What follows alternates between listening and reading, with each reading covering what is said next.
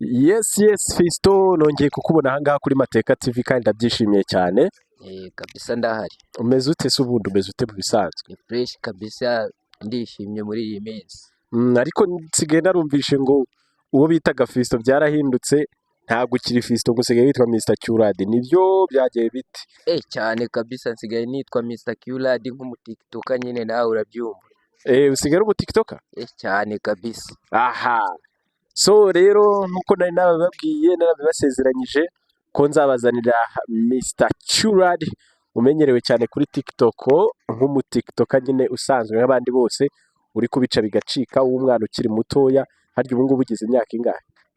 Izi saha se mfite imyaka 17. 17? Ya. Urakuze sha, uzi ko ubu watera inda? Kabisa, ibyo byoroshye. Umaze gukura, ubwira iwanyu bakushakira umugore. Tubwire sasa, tubwire ku myaka yawe 17 ufite, uba wumva nka talent ufite ari iyihe muri wowe ushobora gukora? Ni nk'iki cyumva bese wakora? So talent mfite niyumvamo kabisa, numva ko nakora ni comedy ndetse n'izindi content cyangwa se cinema. Ubu washobora comedy?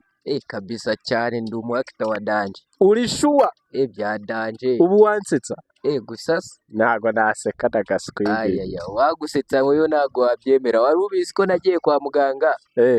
Nagiye kwa muganga mfite imyaka 15. None muganga ndamubaza ngo ese ni ukubera iki, ni igiki gituma ntamera ubwanwa kweli? Arambwira ngo wewe uhumura, ntago wari wagera igihe.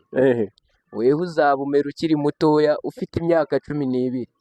Yabaye kabisa.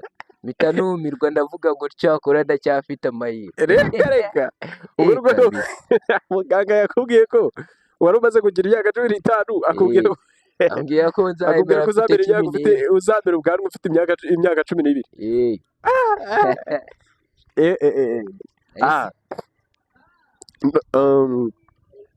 None kuri iyo myaka yawe 17 urakiga cyangwa warabiretse?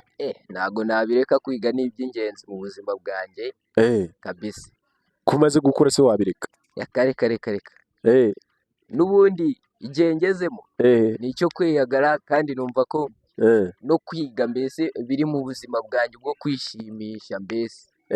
So ntago nshobora kubireka, kandi binyongerera n'ubwenge ku buryo muri future nshobora gukora byinshi kurushaho, noneho akarusho nk'umu content creator. Uvuze akajambo numva ntago nkamenye ngo ni kweyagara. Kweyagara nyine ngira ngo nabisubiyemo, urabyumva bisobanuye kwishimisha. Kweyagara ni ukwishimisha?